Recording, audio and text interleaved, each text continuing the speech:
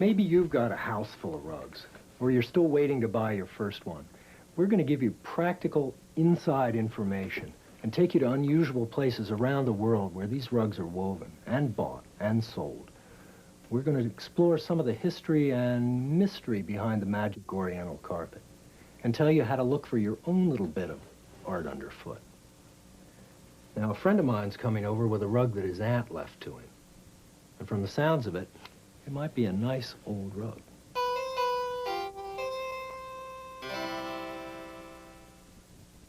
How's this for packaging? Cleopatra was presented to Caesar in an Oriental rug. Rugs are being made today from the same recipe. Tie one knot, tie another one. Repeat 1,000,000 times. Hi, Frank. Good morning, John. How are you? Very fine. How are you? Fine. Good to see you. Have a seat. Thank you. What you got there? This is the rug that I told you about. Remember I said about my Aunt Mattie had left me a rug? Oh, yeah. Oh, that's it. Well, what a sweetheart. She was a good judge of rugs, Frank. She's had it for as long as anyone in our family can remember. What do you know about it? Nothing other than I like it very much. I don't know anything more about it. Well, this rug's Turkish. Ah. Essentially, an Oriental rug is a hand-knotted rug made anywhere in the rug-weaving belt from Turkey across Asia all the way to China. Now, this is about 100 years old. That old? Yep. And a beautiful little piece it is, too. There are some areas that I think are going to need Tina's attention. They're well, those we can fix. frayed on the edges. We'll there. take it back and show it to her and All right. have that fixed up for you in no time. Great. But you know, Frank, a piece like this shouldn't be down on the floor. Yeah, so we were planning to hang it on the wall. Good, perfect. I think that would be the best place for it. As we have some nice alternatives, rugs made in the same district, brand new ones that are affordable, that I can show you. All A piece like this, for example. That's beautiful. Also all vegetable dyes, woven the same way essentially that this was, except within the last year or so. Let's see. Hand-spun wool, made in a village in western Turkey. About the same size, too. Yep, I've got some bigger ones. Now this represents a renaissance of village weaving in Turkey. Oh, that's beautiful. That's something. That's what vegetable dyes will do for you. Look at the color in this thing. This is all hand-spun wool, all vegetable dyes in old designs, a reworking of old tradition that was lost virtually through the whole 20th century. Now, is that a real expensive rug? No, this is an affordable rug. It's tough and durable and beautiful, and more than that, it's breathed new life into the entire rug weaving world. This is truly something to be proud of, both for the importers and dealers and for the weavers themselves in Turkey. We went to Turkey last spring and made some videos of how these things were made. Ooh. Come on, we'll go upstairs and put some on the VCR and I'll show you. I'd love to see it. Hand-knotted rugs can be classified by their places of origin into these main groups. Iranian or Persian, the largest and most important group of carpets. Turkoman, the popular red carpets historically made in Central Asia. The Caucasian or Russian rugs, with geometrical figures for their main decorations. The Indian and Pakistan groups, where some of the great new rugs are being produced. China, with an ancient weaving tradition and a huge new rug production. And the Turkish or Anatolian carpet, which we came to Istanbul to see.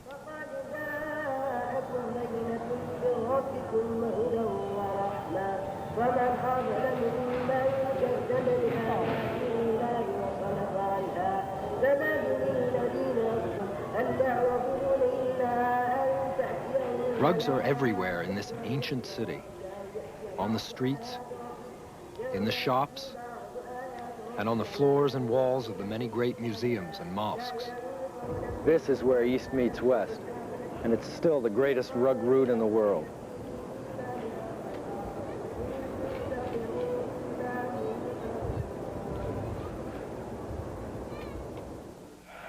Once the Christian capital of Constantinople, Istanbul, and indeed the whole country, have been solidly Muslim for over 500 years. The magnificent St. Sophia Basilica was built by the Emperor Justinian in the 6th century converted to a mosque by conquering Ottoman armies in 1453, and is now a museum. The Turkish government is restoring it to its magnificent original decor. Turkey's a modern industrialized nation, but here in Istanbul, things look much as they have for hundreds of years. The horizon in all directions is carved with the shapes of the hundreds of mosques which populate the Asian and European sides of the city.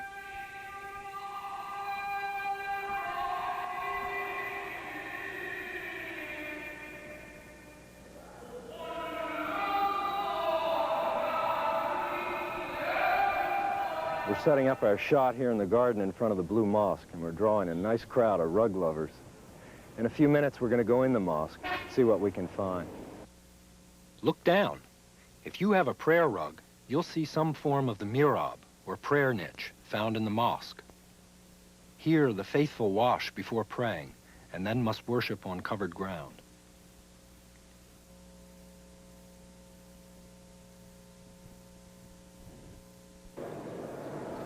This is a fabulous place.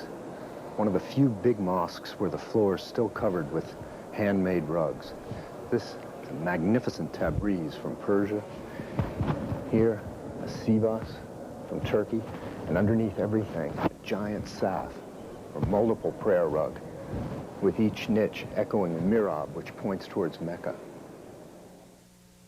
The pattern of the mihrab, or prayer niche, always appears in the prayer rug. It can have many different shapes and is often stepped in form.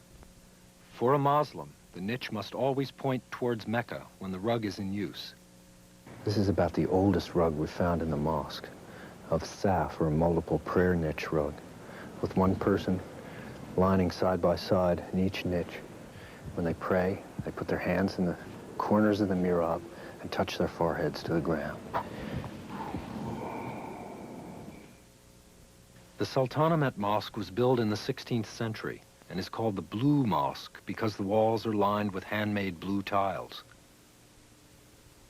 Each tiled panel is designed as a prayer arch. They are covered with images and symbols, which can also be found in the hundreds of rugs brought here by the faithful and used until they're worn out. I'm freezing. This place stays cold even in the midst of summer. I'm still looking for that 16th century rug, and maybe it's somewhere buried in this pile of discards they took up from down below. Although I don't think I'd want to dig through here to find out. There are old rugs in Istanbul which are beautifully preserved, like here in the magnificent Topkapi Palace, once home to the Sultan Mehmet II and an entourage of 5,000. This is the main room of the harem of the Topkapi Palace. It was here that the Sultan would come to have a little fun. On the floor is an amazing large oriental rug. In the time of the Sultans, these rooms would have been completely covered with oriental rugs, beautiful ones. This, I don't know, maybe it's a Sparta from Turkey. Not a terrific rug, but it's completely covered with Chinese cloud band motifs. Imagine these rooms when dancing girls filled them. What fun the Sultan must have had.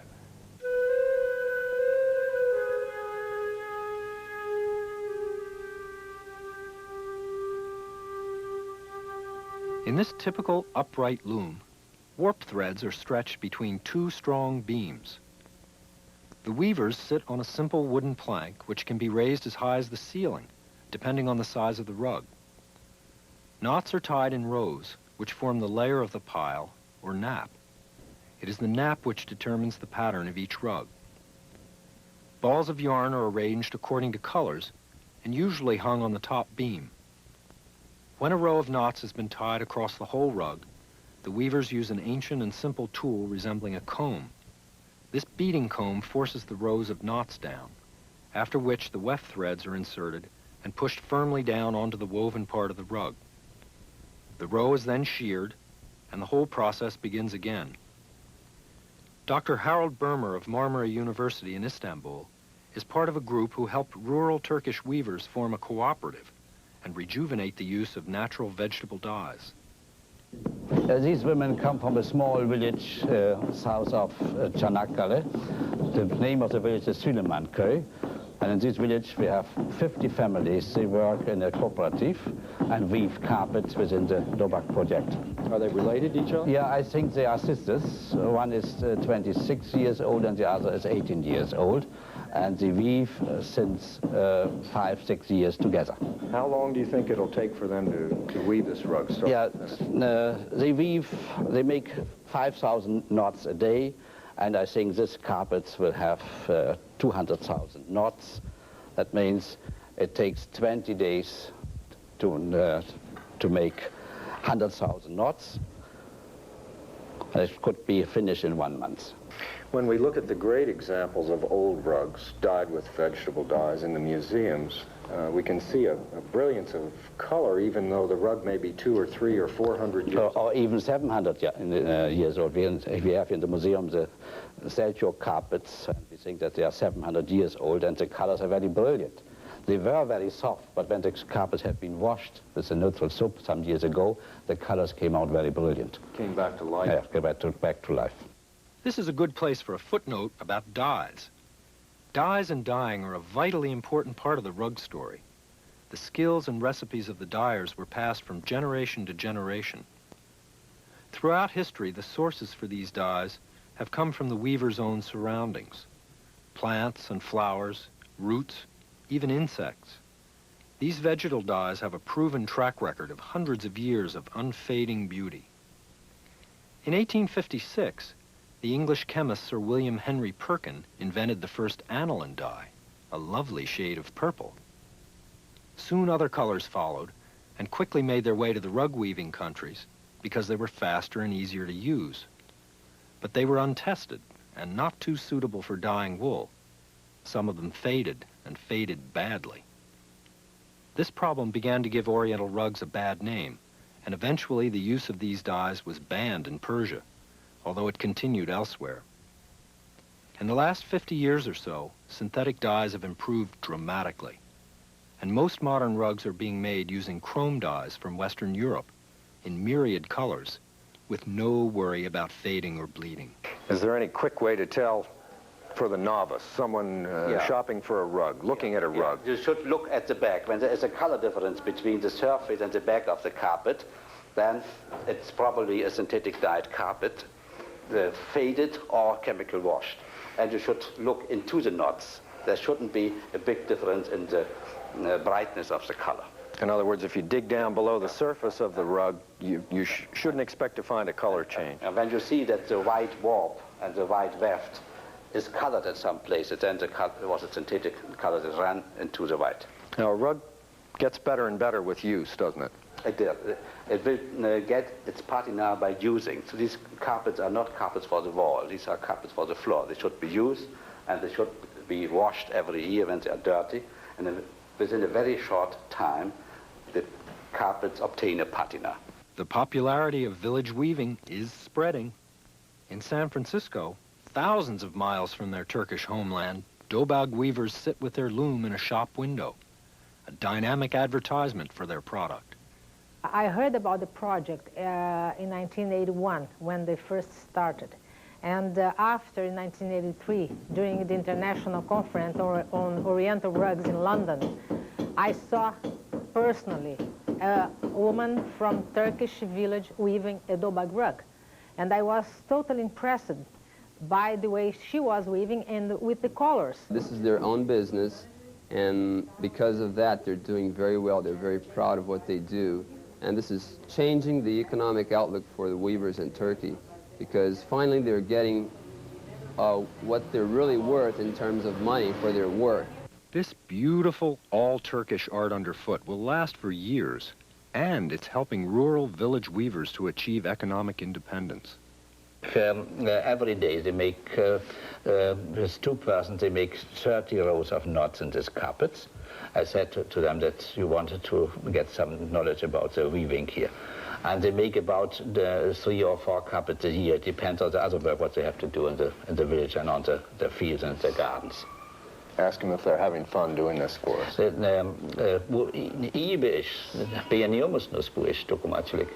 Beğeniyorum. Yeah, they like it. Yeah, well, thank them for coming. Yeah, and çok teşekkür ediyorlar. Siz uzaktan geldiniz ve çok teşekkür ediyorlar. Biz de teşekkür ederiz. They thank you too for your interest. Teşekkür.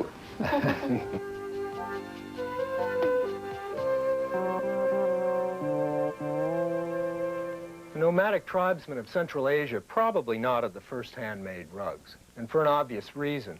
The mountainous regions there are populated with sheep and goats are the most important sources of carpet wool.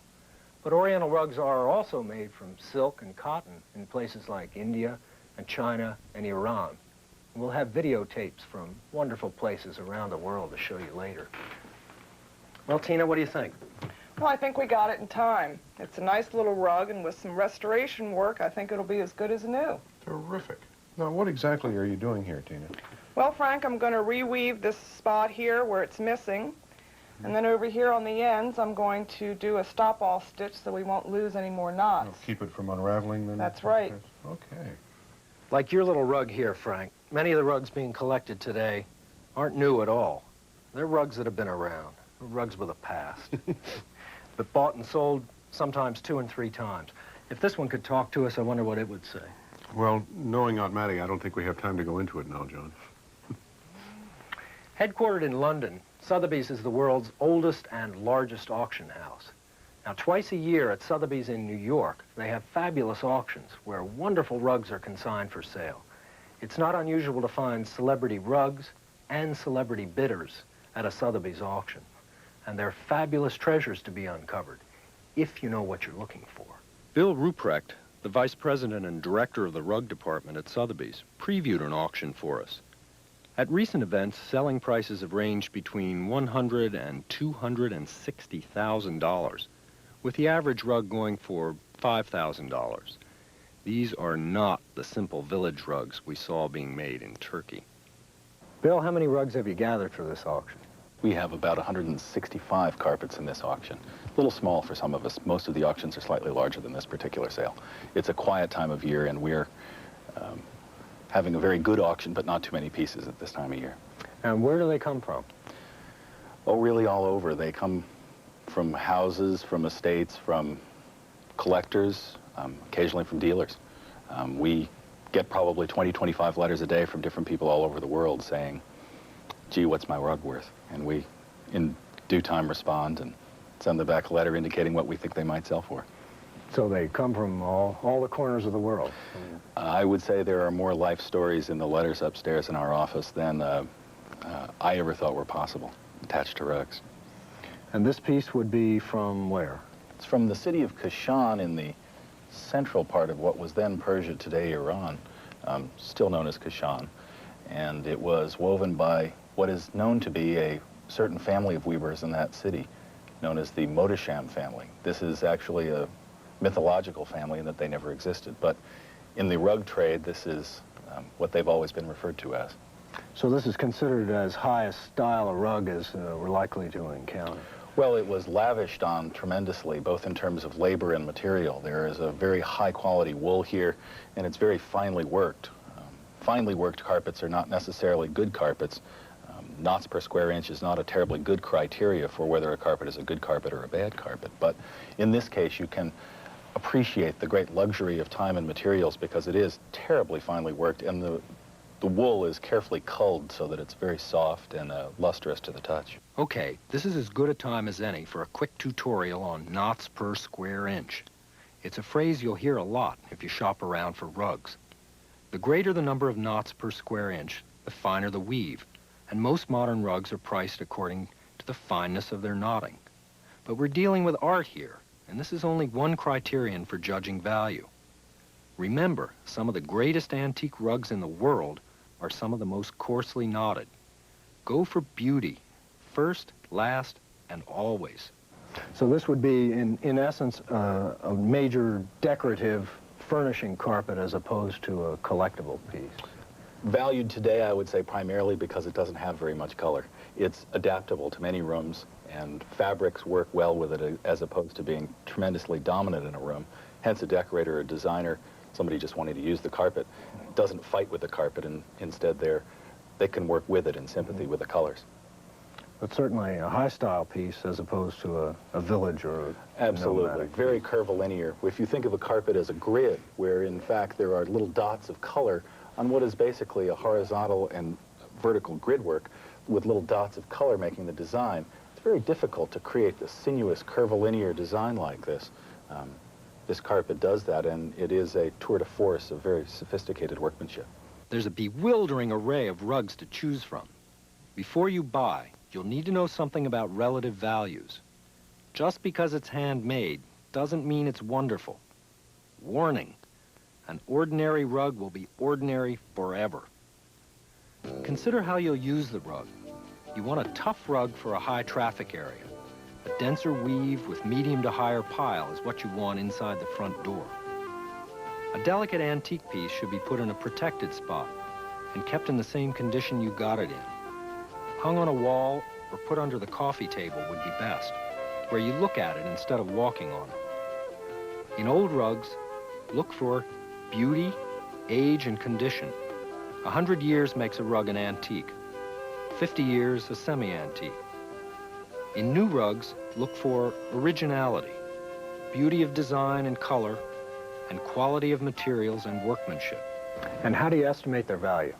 We put a range of value on each rug that we're going to put in an auction. In other words, two numbers, a range of, say, $1,500 to $2,000 or $10,000 to $15,000, which is really an estimate or a guesstimate in some cases of what we hope on the basis of recent experience this thing might bring in a sales room. We're not sure. We're never sure. We can't intuit completely which people with which size rooms, with which color needs will be after which rugs. So we can't be sure on what given day what anything is value is to that audience. And sometimes you find a surprise or two. We have a couple of surprises in this sale. There's one in the other room that I think you might like to take a look at. You can never be absolutely sure what these things are going to sell for. Different people's tastes is as unpredictable as tomorrow's weather. This is the carpet I was going to tell you about, this Kuba rug from the Caucasus. It's very, very dirty, and there's a haze of dirt over it that masks to, I think, the neophyte's eyes, its appeal. So when cleaned, you expect to see a different rug.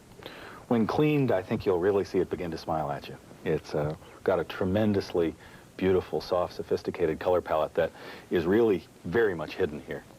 There's dust and dirt in the base of these knots, and it's not good for a carpet to be this dirty, but it came to us from an estate, and it must have been sitting there for 20, 30 years, probably never even dusted. You think a dealer's going to end up with this rug, or a collector, or? Well, certainly a dealer will understand much of what can be in this kind of a rug, and will probably be more sophisticated in pursuing it. Excited, maybe. Excited, probably by what could be there once it's washed. Well, this rug, I imagine, might come out looking almost the way it did 100 years ago once it's cleaned and fixed up. I think so. I think many times when people wash rugs too often, they can, in fact, hurt them, and the fact that nothing's happened to this is fortuitous. You mean that frequent washing can take the lanolin out or loosen the color? I think if you wash your hair 3 times a day, it looks a little bit like a fuzzball. That'll happen to a rug, too. Well, it's certainly a handsome piece and a beautiful color palette. It'll be interesting to see what happens to it in its next life. Well, Bill, thanks very much for joining us. See you at the auction. Oriental rugs are best washed by hand. But you might not want to try this at home either, without some expert advice. We'll tell you how to vacuum and wash your rugs, and what to do if they need repair. Maybe you're not ready to bid on your first rug at Sotheby's auction. But don't worry, great rugs can be found all over the place. At dealers, estate sales, country auctions, antique shops, sometimes even at garage sales. The secret is to remember what you're looking for, and of course, what you're looking at.